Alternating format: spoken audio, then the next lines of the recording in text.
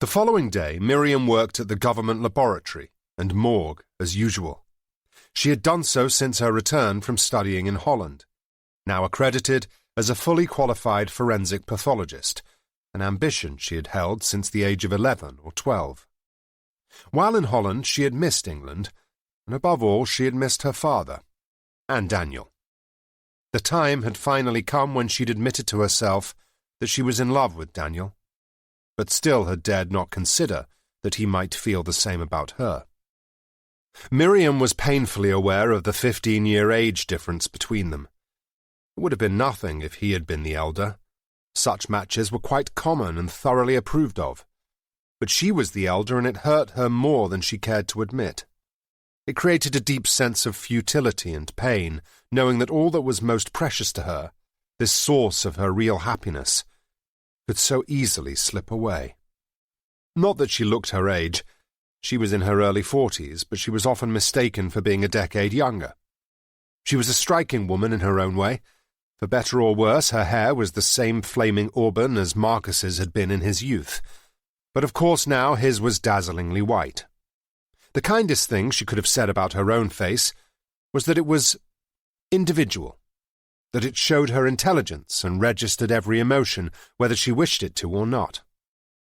Daniel had more sense than to tell her she was beautiful, for she simply would not have believed him, although she had always felt she had lovely eyes. Before leaving for Holland, she had worked under Dr. Evelyn Hall, whose guidance had not only added to her sense of confidence, but had actually enabled her to go to Holland to study further. It was Dr. Hall, affectionately referred to as Dr. Eve, who had insisted she pursue her studies in the one country in Europe that would grant forensics degrees to women. In Holland and in Britain, Dr. Eve was highly respected. Miriam knew that it had taken time for her to prove herself, but the scientific community had come to consider her a leader in her field. With her cropped hair, husky voice, and rather shapeless body, she struck Miriam as the epitome of the eccentric scientist. Dr. Eve was forthright, candid to a fault, and brilliant. That the woman not only liked Miriam, but also believed passionately in her ability was of no importance to the British authorities. But to Miriam, it was the highest possible accolade. Since her marriage to Daniel 3 months ago, Miriam did not often work the long hours she had before. In those days, she had had no particular reason to hurry home to the house she shared with her father. Now it was different.